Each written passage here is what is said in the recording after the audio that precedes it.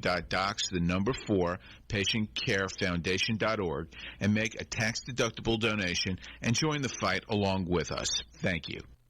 You're listening to America's Web Radio on the AmericasBroadcastNetwork.com. Thank you for listening. Hello, my name is Roger B. You're listening to Locked and Loaded, and this is America's Web Radio. On Locked and Loaded, we discuss guns and all things guns, and politics and of guns, and ammo that goes with guns, and any other thing to do with guns. So we're going to start today. Guns, and more guns. We're going to start by going halfway around the world to New Zealand. With a gun, no way. Well, that's funny. New Zealanders are relatively free when it comes to owning guns. However, recently they had the shooting there where 50 people were killed in a church shooting.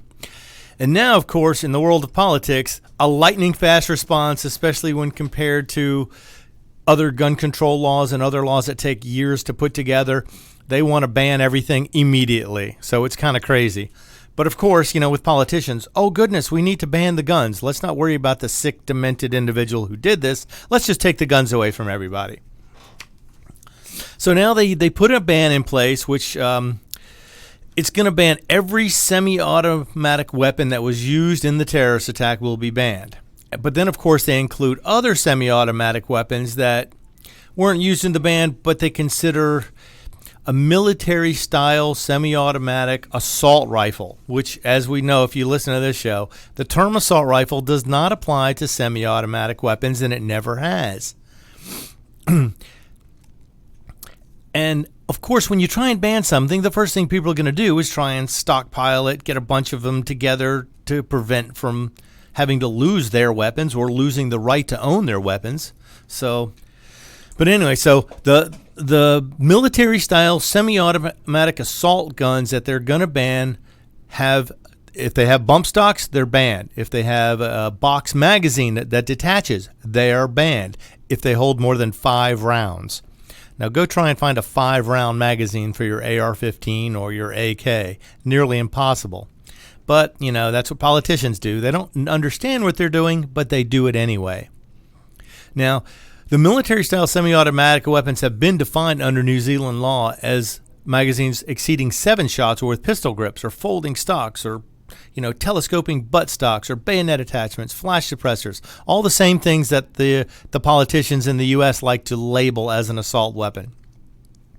But now the fact that this can cover any kind of different weapon, you can have a shotgun with many of these things on it. You can have pistols with muzzle brakes on them, even forward grips on some of them. However, in this country, a forward grip puts it into a different class of weapon, which that's into the NFA business, which we don't want to get into that if we can help it, because there's a lot of people now thinking the NFA is outdated. It doesn't really apply to modern guns as much as it should, because some of the things are just, ridiculous, like a rifle with a barrel less than 16 inches. Who cares? It's a rifle. You can have a pistol with a barrel length of anything you want. It's kind of weird.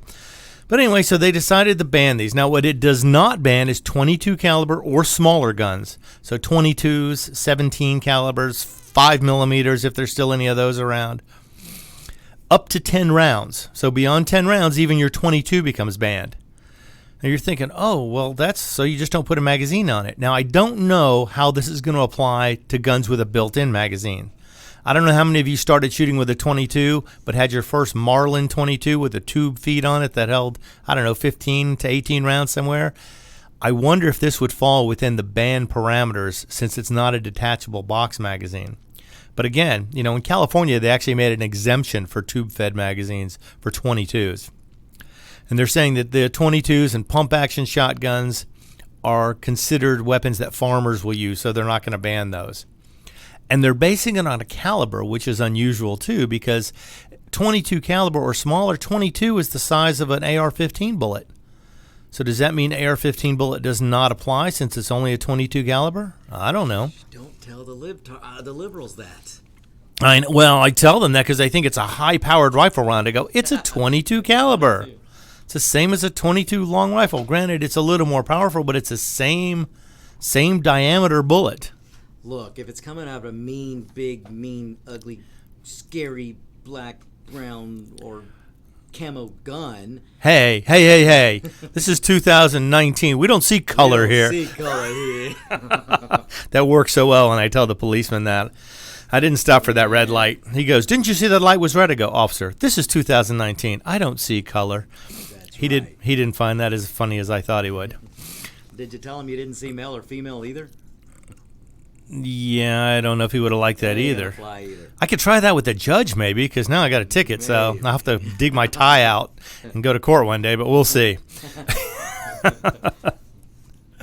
Okay, so of course the government in New Zealand said, well, we're going to ban all these weapons from all the regular people, but of course police and military would be exempt, as would businesses carrying out professional pest control. And access for international shooting competitions would also be considered exempt from this. So basically, if you're a pest control guy or a military or a policeman, this ban is not going to affect you. Now, they're asking people to hand in the guns that violate this ban, and they're going to get some sort of they're developing a formal buyback scheme right now, which they're saying is going to cost about 200 million in New Zealand dollars, which is I think about 150 in US dollars. But the New Zealand police said on their website that there's a transitional period would allow people to, I don't know, say goodbye to their weapons, have a moment alone with them, whatever they want to do before handing these newly unlawful firearms into the police department without any penalties. Now, I have not been able to find out what penalties they're talking about. Are you going to be put in jail? Are you going to be fined? I don't know. It wasn't available, so I haven't found it. If anyone finds out, you can let me know. Now, they said there's going to be a legal exemption for pest controllers, but the exemptions would be tightly regulated. Again, government getting in the way of people exercising freedom. It's just, and then of course the dealers are going to be virtually shut down because they're going to be so limited as to what they can sell that, they're not going to be able to have a huge selection as they used to. Because New Zealand was relatively free as far as gun ownership. However, they did have licensed gun owners. They have about 250,000 licensed gun owners in New Zealand, which is out of 5 million people. And they're estimating there's about 1.5 million guns in the country as of now. So they're saying that only 6% of the weapons in New Zealand were even registered to start with. So you kind of wonder, if they don't know about the rest of them, what are these people going to do? They're guessing there should be about 500,000 of these weapons that should be handed in because they are now determined to be illegal. But of those, only a certain number of them can take the high-capacity magazines. Now, do the New Zealanders agree with this?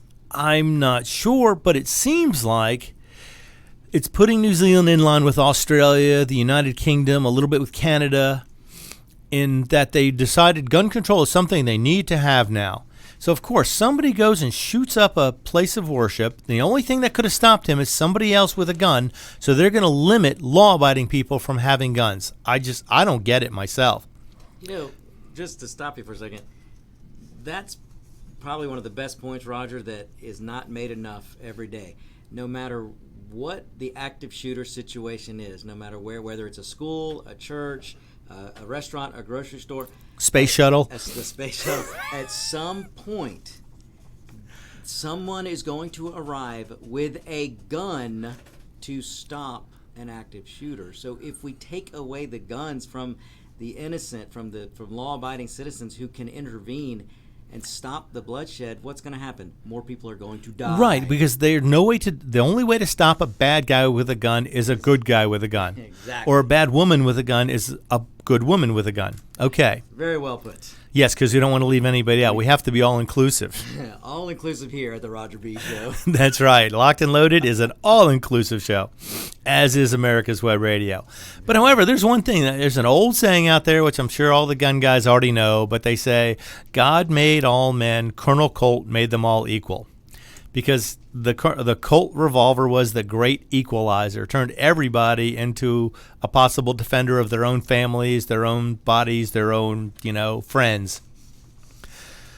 So they're going to spend $200 million, and they're going to see if New Zealanders are going to go for this, and they're going to see what happens.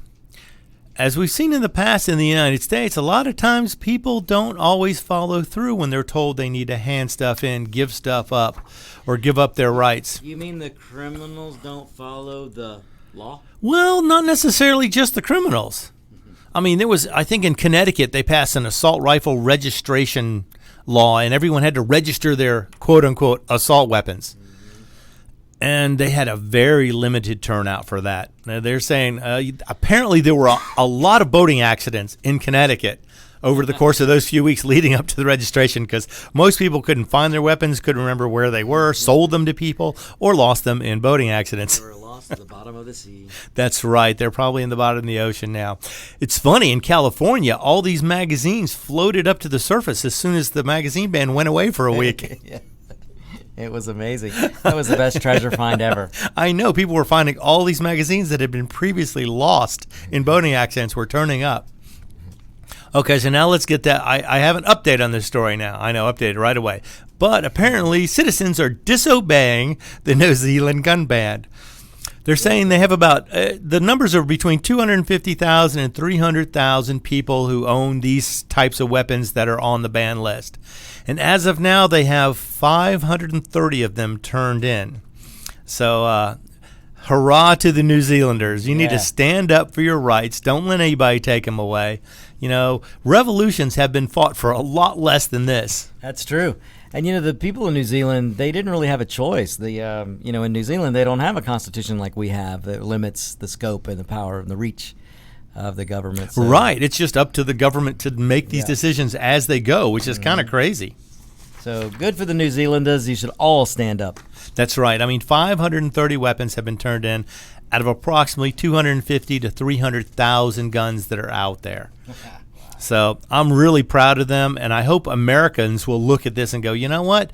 Non-compliance is the easiest way to stop tyranny from taking over, especially when we have the optics and the news and video everywhere. Are people really going to go crashing into doors of families and law-abiding citizens and try and take these guns away from them? You know, it would look really bad for any government to do this in a modern world in a supposedly free society. So I just don't know how this is going to go, but I hope it stays on track to do more of this, because I would love to see more disobedience when it comes to human rights being taken away.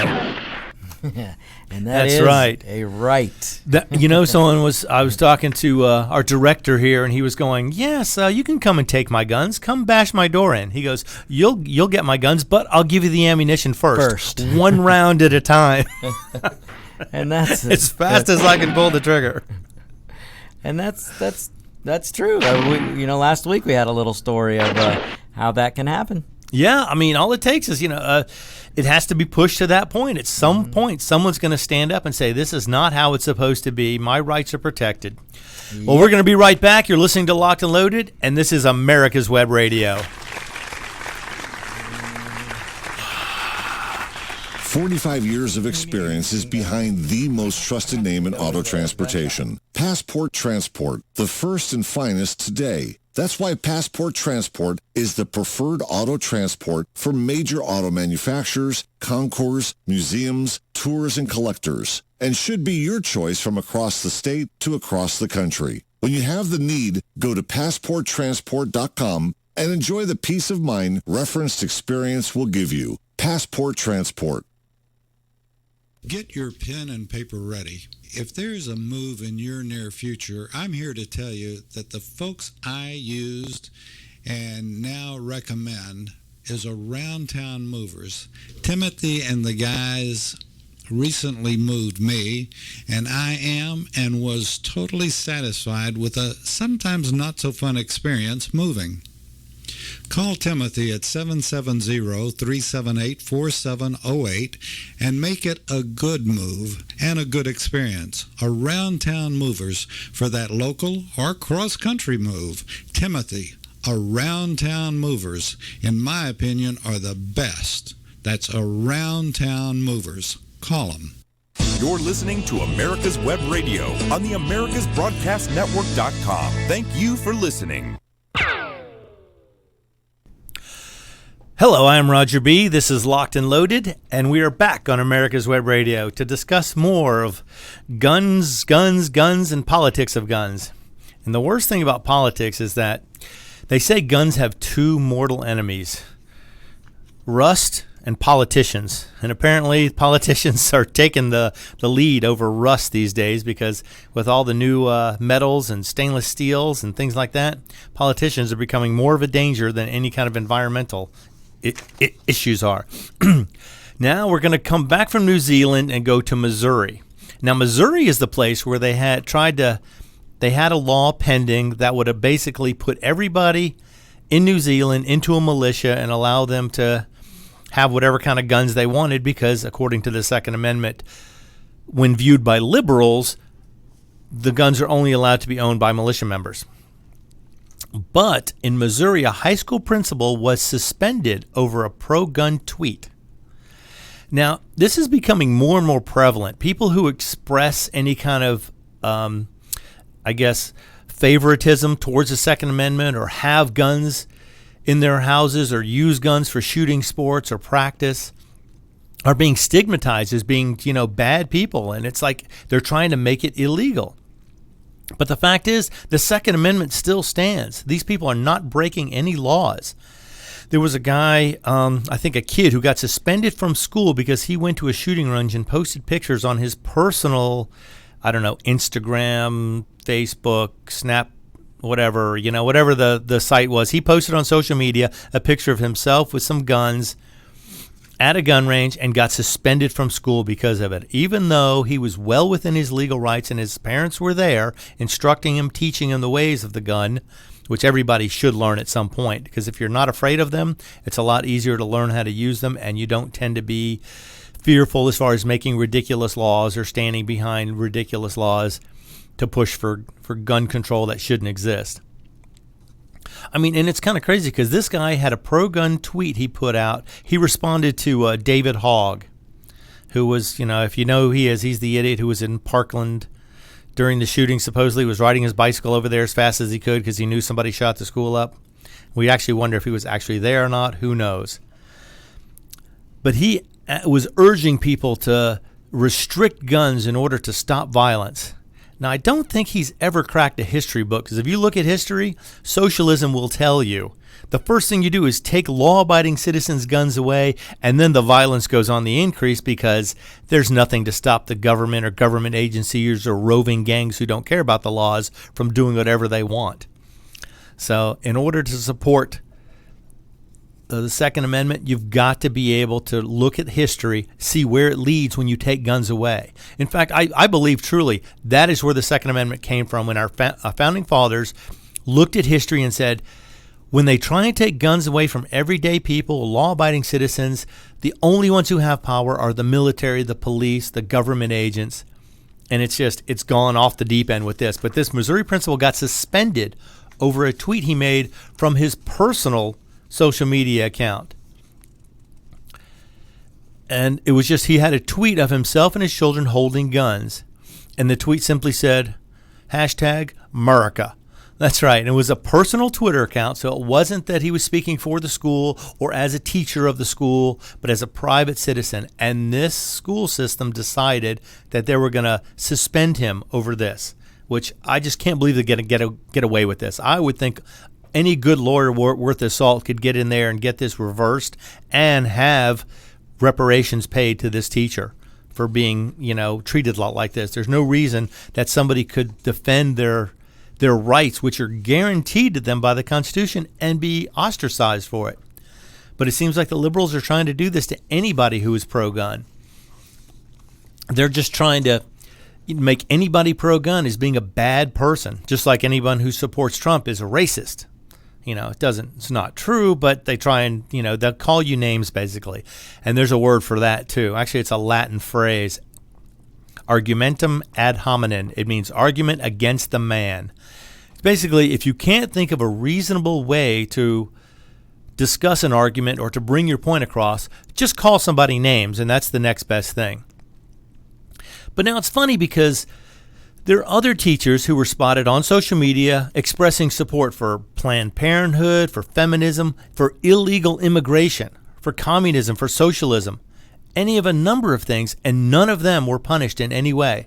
Even though they were supporting illegal activities, they weren't punished in any way. While this man who was supporting legal and guaranteed free activities was being punished in this way because the school system was so anti-gun, they can't see past the law and tried to bring this against him.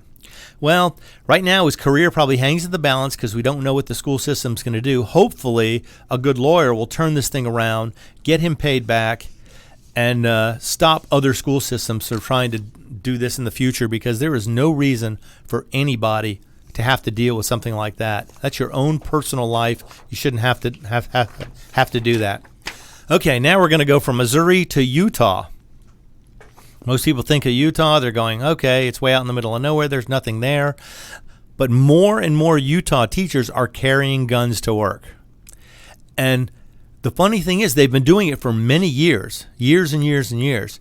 And there's been no shootings, no school shootings, because people believe, oh, well, if the teachers have guns, there's going to be more school shootings because students will steal the guns or the teachers will freak out and shoot up the students. Or it's like, yeah, if they're legally carrying their guns and there for a reason to protect the students, that's not going to happen.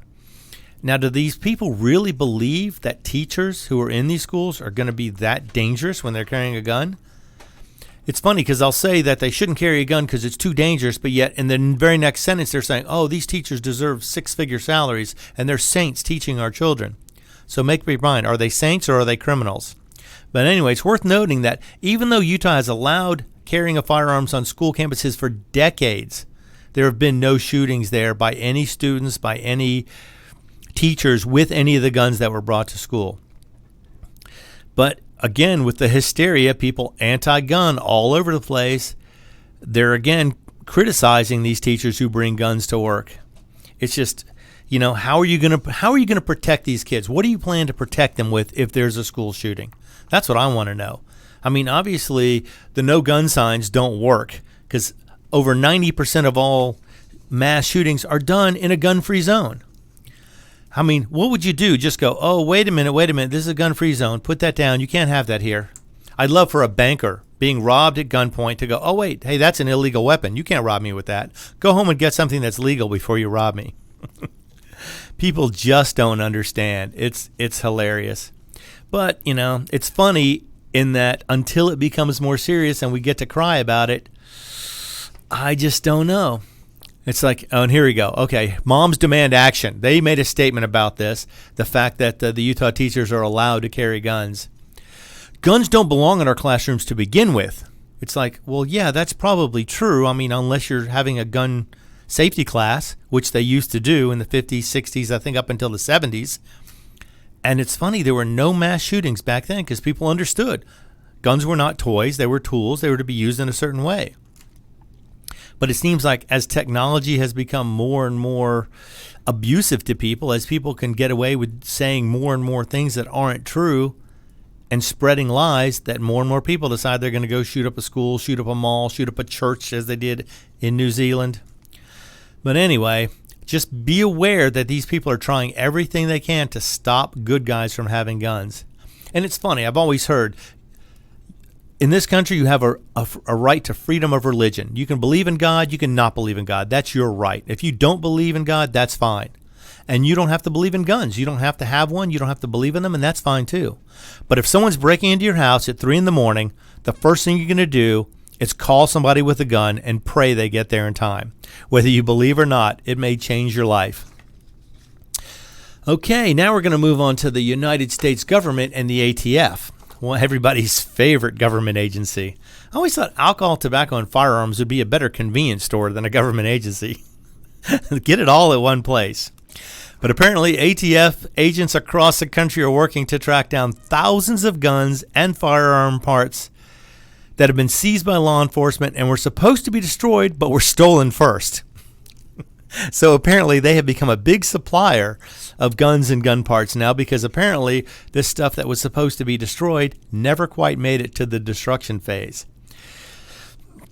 And all these weapons were being sent to the U.S. Bureau of Alcohol, Tobacco, and Firearms and Explosives, and the Destruction Branch in Martinsburg, West Virginia, to be shredded. I don't know how you shred a gun, but, I guess if you got a big enough shredder, you can shred anything.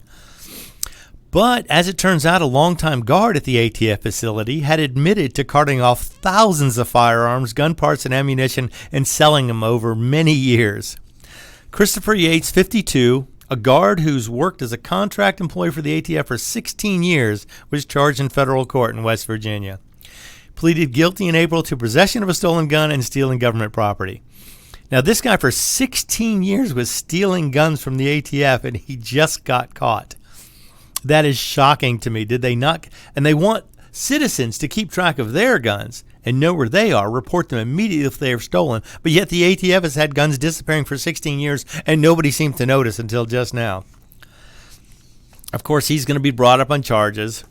And now they have recovered more than 4,000 guns and parts that are reported missing while Yates was working there. And he admitted to stealing at least 3,000 slides, which is a part of the gun to fire from Glock semi-automatic handguns. He also admitted to stealing dozens of guns, including 4 fully automatic machine guns, which are Class 3 weapons but covered by the ATF.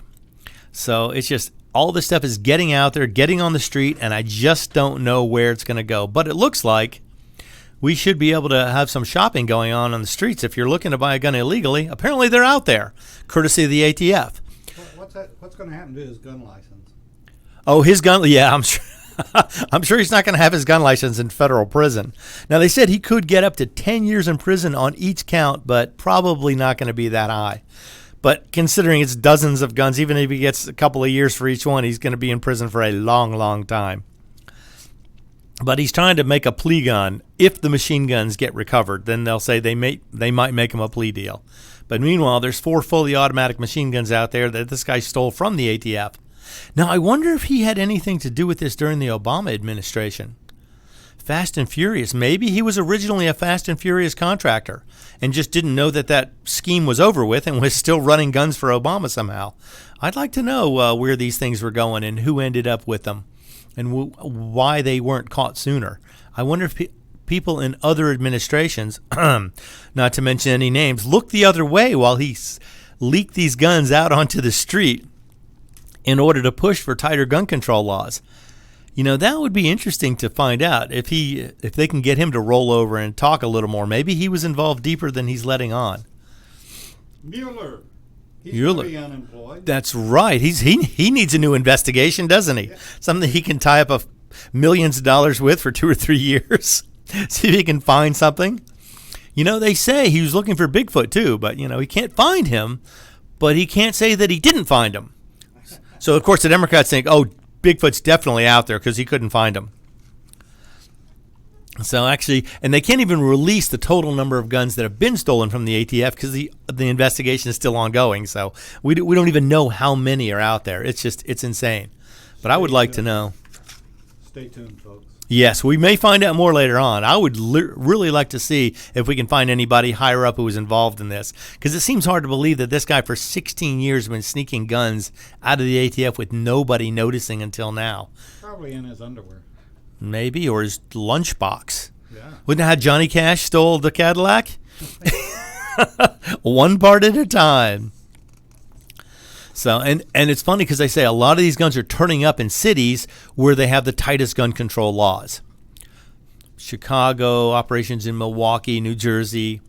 It's great, because they have the highest demand. So a true capitalist would bring guns where they have the highest demand.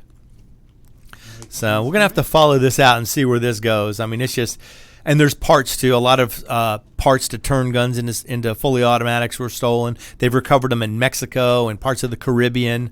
So they're just, these guns, for 16 years, you got a lot of time for guns to travel and be taken places. So, and now they're going to examine their destruction procedure and following all their, procedures from there on out. So they're going to have to start auditing all this stuff. I wonder what happened when the ATF was doing this for the government. I wonder if they got rid of any of that stuff. Okay, on to the next one. I know there's a lot of politics today, but there's a lot out there that we need to get into a little bit. This is the one that scares me the most. This is the worst horror film I've ever seen. If this ever gets anywhere close to being pushed through, the Democrats are introducing a bill to remove commerce protections in the firearms industry. Now, in case you don't know what that means, years ago, there was a law passed to prevent firearm manufacturers from being sued if their weapons were used in a crime. Which makes sense because it's not the gun's fault. I mean, just like with anything else. But now the Democrats are trying to pass a law to stop this. Well, we're going to come right back and cover this. I am Roger B. This is Locked and Loaded, and you're listening to America's Web Radio.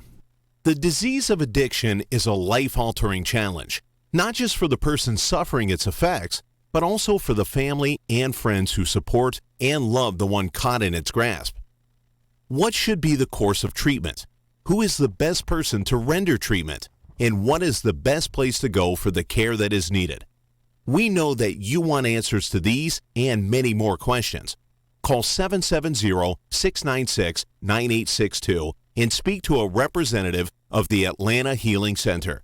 They can tailor a program specifically designed to address the needs of the person suffering with an addiction or give you guidance as to where that help may be found. Information is the key, and the trained staff at AHC is here to assist.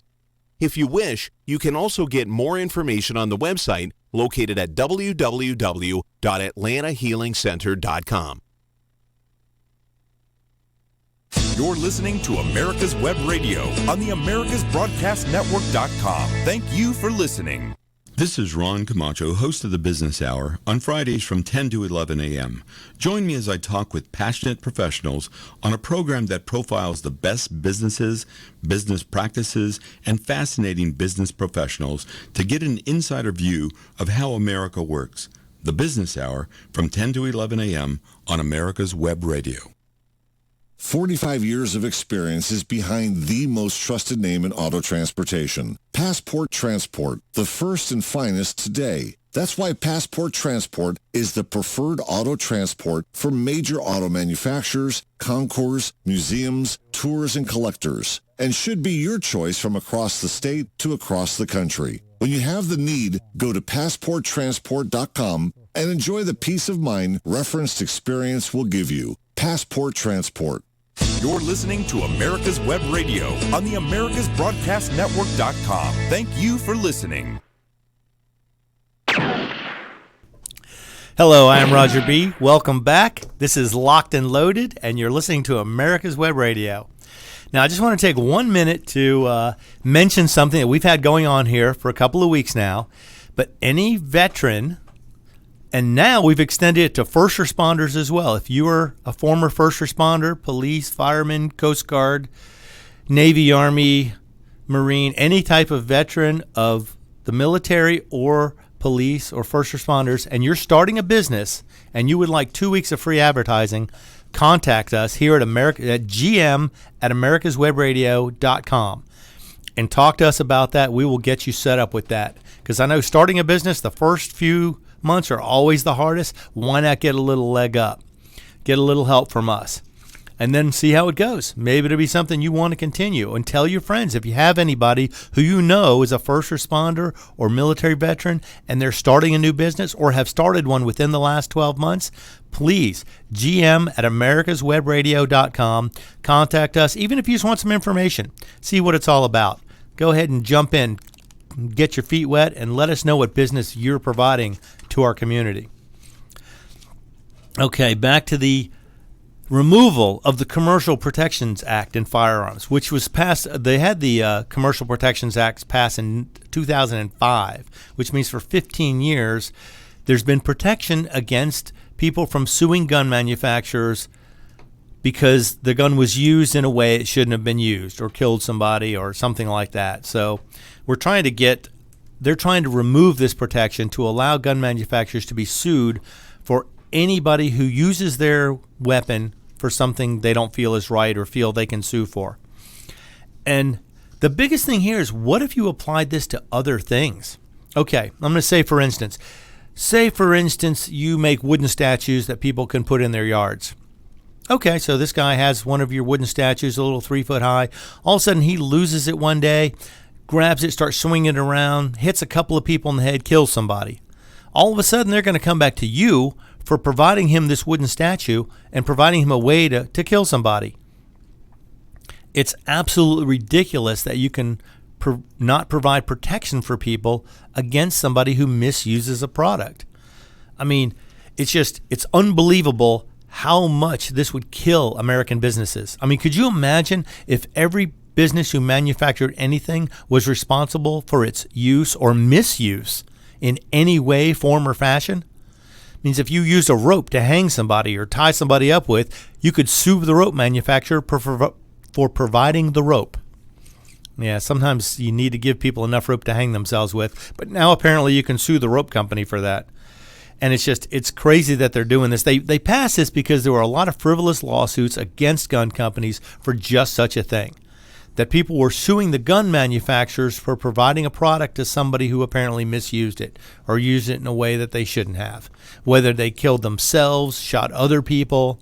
Now, I wonder also, would this apply to law enforcement? Could you sue a gun manufacturer who provided a gun to a law enforcement official who had to shoot somebody? Especially if they find out the shooting was not justified. Now, that's highly unusual in the United States. Almost all shootings are justified. There are a few that they find later on are not. However, what if you could sue the gun manufacturer instead of the police department or the person who actually committed the crime and try and get money from the gun manufacturers? Or what if you extended that to nightsticks, to cars? What if somebody hit somebody with his cruiser? Could you sue the car manufacturer? Could you sue the bumper guard manufacturer who makes the big grill that goes in the front of the police cars?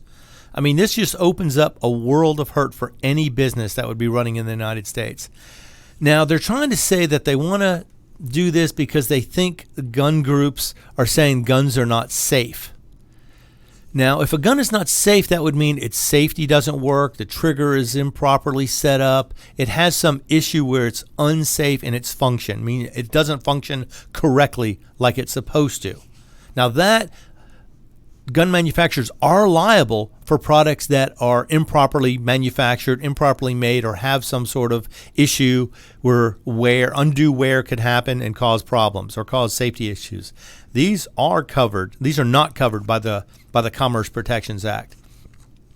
So if a gun manufacturer makes a crappy product, he can be sued for it. Yes, that does not protect him against that.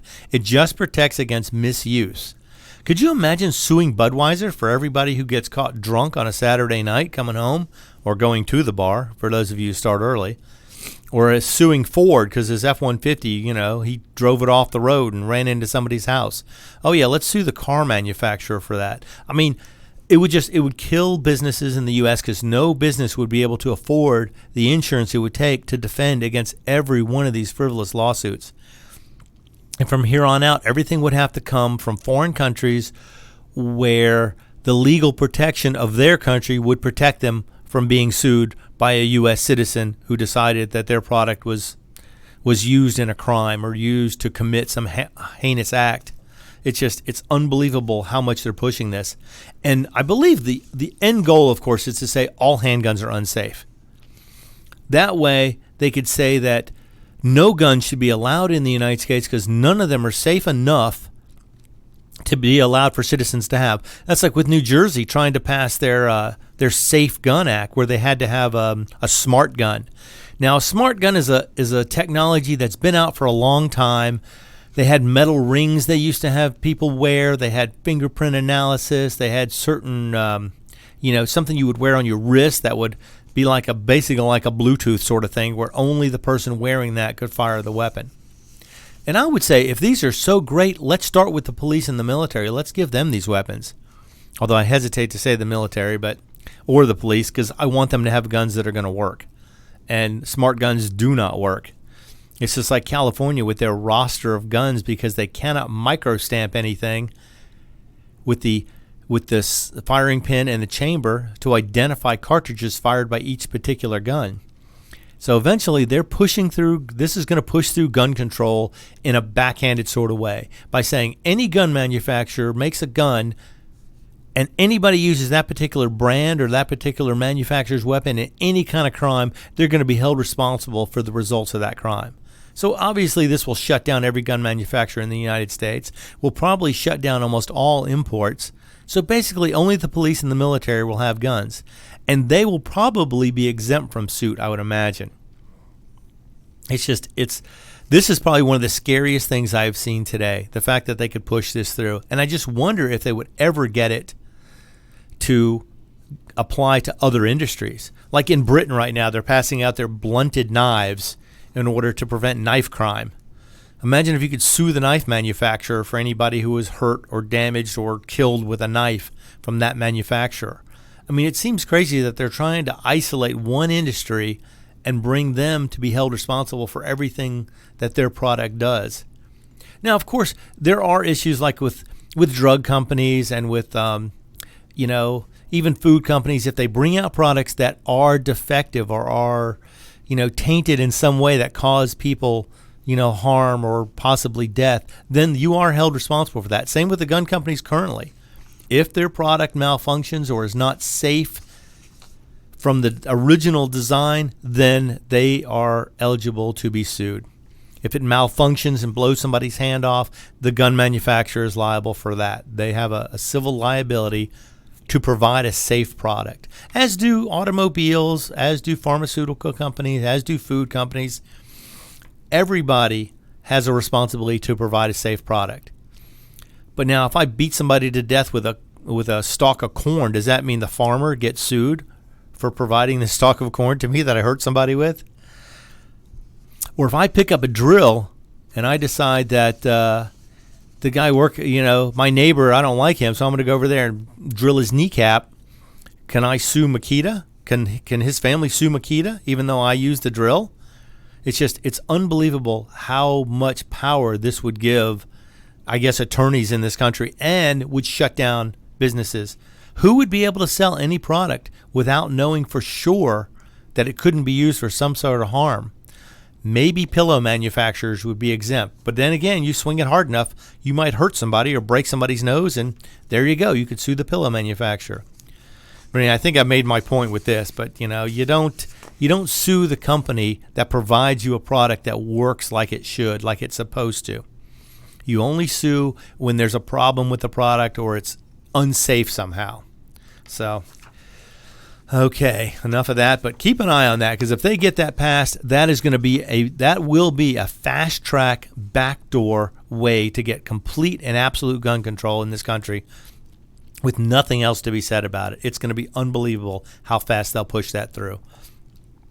Now, there's one more story that I've been following for a while, and I don't know if you've listened to the show, you've heard me talk about it before. Back in 2013, Kansas passed a law that exempted any item built within the state of Kansas and remained in the state from any federal firearms law. Because I believe most of the 1934 gun laws, which is the NFA, the National Firearms Act, were passed as sort of an interstate commerce rules, where you weren't supposed to take them out of the state, or when they went across state lines, then they were regulated by the federal government. So Kansas decided, you know what?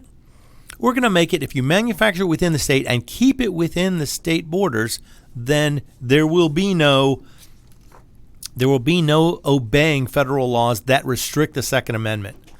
Now, I don't know how far they were willing to go with this or what they were looking for, but we'll talk about that in just a moment. I am Roger B. This is Locked and Loaded, the Gun Show, and you are listening to America's Web Radio. And we'll be back after a few words from our sponsors. The disease of addiction is a life-altering challenge, not just for the person suffering its effects, but also for the family and friends who support and love the one caught in its grasp. What should be the course of treatment? Who is the best person to render treatment? And what is the best place to go for the care that is needed? We know that you want answers to these and many more questions. Call 770-696-9862 and speak to a representative of the Atlanta Healing Center. They can tailor a program specifically designed to address the needs of the person suffering with an addiction, or give you guidance as to where that help may be found. Information is the key, and the trained staff at AHC is here to assist. If you wish, you can also get more information on the website located at www.atlantahealingcenter.com. The Docs for Patient Care Foundation is your way to join the fight and become a member of an organization created by doctors for patients, dedicated to fighting for your healthcare freedom and preserving the doctor-patient relationship. Get a pen and paper. Write down docs4patientcarefoundation.org. That's DOCS, the number 4, patientcarefoundation.org. Go to our site and please make a generous tax-deductible donation and join the fight today. Thank you. You're listening to America's Web Radio on the AmericasBroadcastNetwork.com. Thank you for listening. Hello and welcome back. I am Roger B. This is Locked and Loaded, and you're listening to America's Web Radio.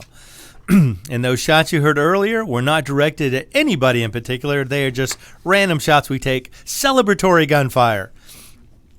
So anyway, we're discussing the Kansas law that exempted any item that was manufactured within the state and kept within the state from having to meet National Firearms Act restrictions. So basically, a fellow named Shane Cox decided, well, heck, if I don't have to obey the NFA, I'm going to make some suppressors. After all, if they stamped made in Kansas and they come with a letter saying you must keep this within the state of Kansas in order for it to be legal without federal registration, no problem. So he did this. He started building suppressors, I guess, with his he had a machine shop or something, was manufacturing these suppressors. And a fellow named Jeremy Kettler bought one. I decided, okay, I'm going to have a suppressor. I can go buy one at the local gun store. So he did. He bought it. He shot it a little bit, put some videos on Facebook. And the ATF saw this and went, hey, wait a minute. What do you mean he just bought this suppressor and took it home the same day? That doesn't seem right. So they started investigating. They arrested Shane Cox because he thought he could make them under Kansas law. They said he couldn't because the ATF said, no, that violates federal law. Now, this brings up another really interesting point. If that violates federal law and the ATF was getting involved, does that mean anybody who has marijuana in Colorado or California or Oregon or Washington or any other state that has legalized it for basically anybody, could they all be arrested for violating federal law as well? I'm sure they could. In fact, I would hope that any lawyer that took this to court, which they did take this case to court, would bring that up, saying if a state makes a law, it's supposed to, does it bypass federal law? Eventually, this is going to have to come to a head because this is one that I really hope was going to be pushed a little further. But unfortunately, the Supreme Court refused to hear this case. So they were trying to get the suppressors removed from the National Firearms Act, taken off the list. But anyway, so they arrested Cox and Kettler, and they appealed. Now, here's where it gets really interesting. The 10th U.S. Circuit Court of Appeals ruled the Second Amendment does not protect silencers because they are not bearable arms. A gun suppressor is a firearm accessory. It's not a weapon in itself. So wait a minute. If a silencer is not a weapon, why is it listed under Title II under weapons under the National Firearms Act? It clearly states suppressors are weapons. And if it's just an accessory, how are you able to limit accessories? If it's not a gun, then why would the alcohol, tobacco, and firearms have anything to do with an accessory that's not a gun?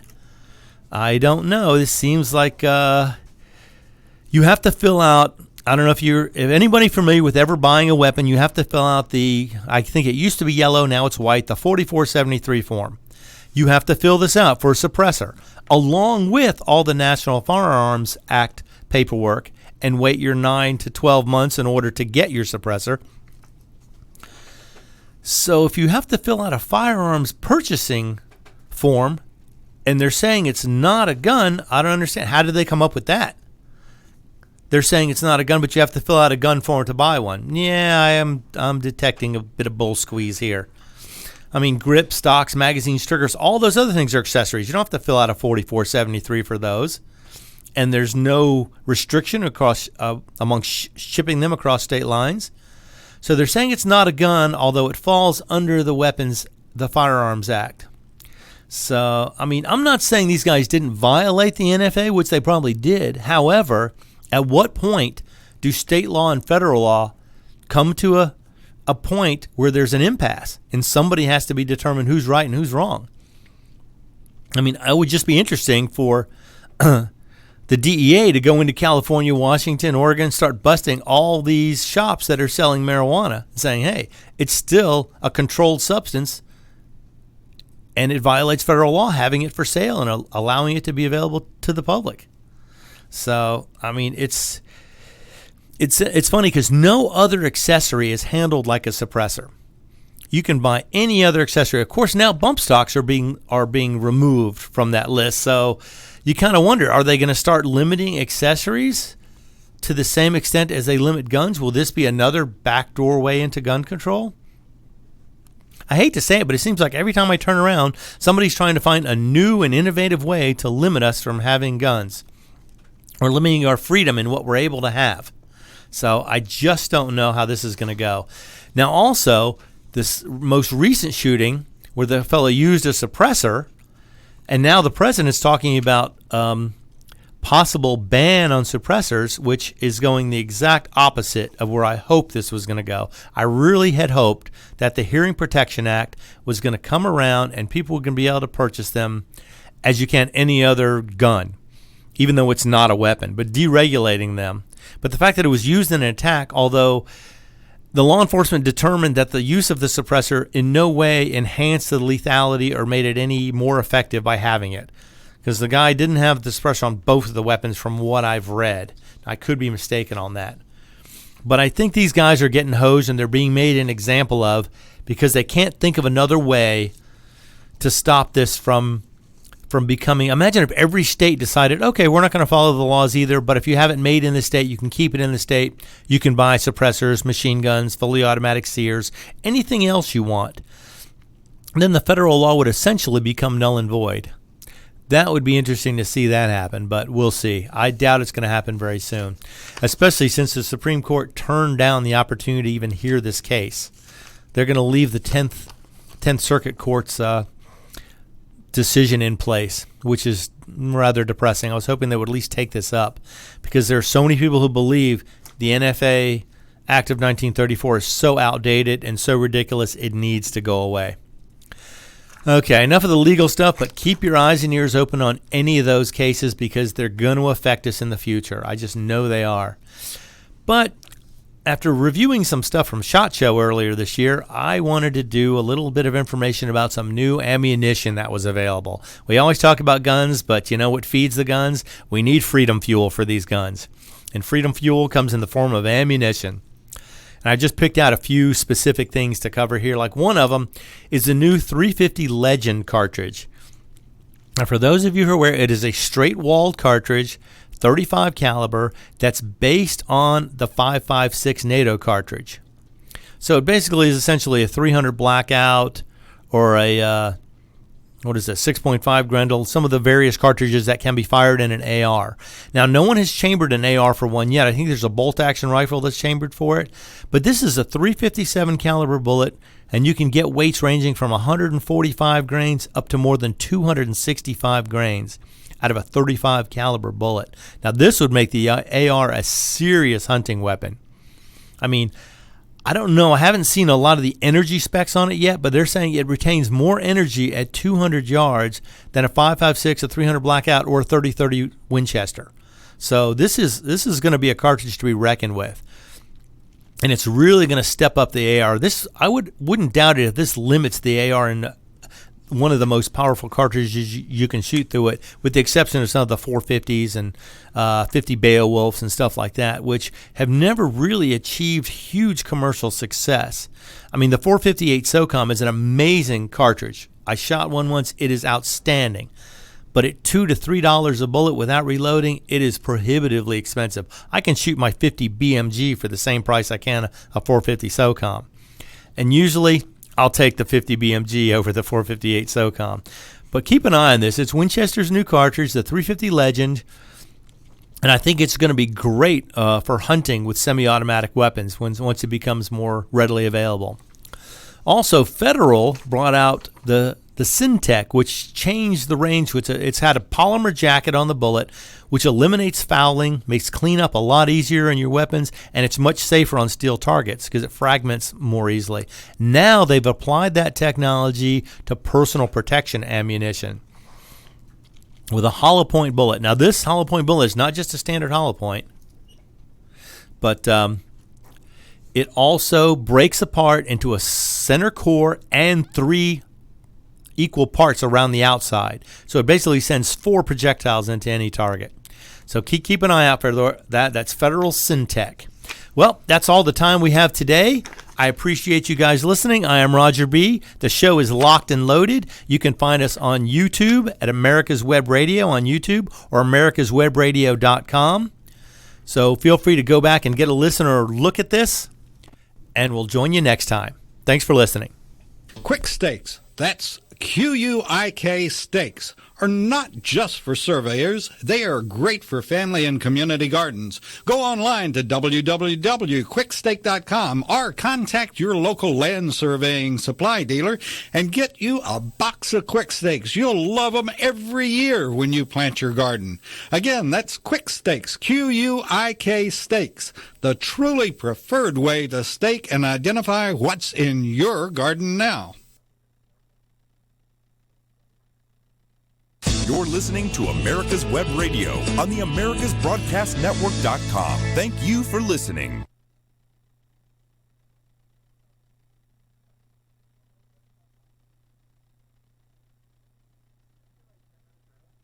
The disease of addiction is a life-altering challenge, not just for the person suffering its effects,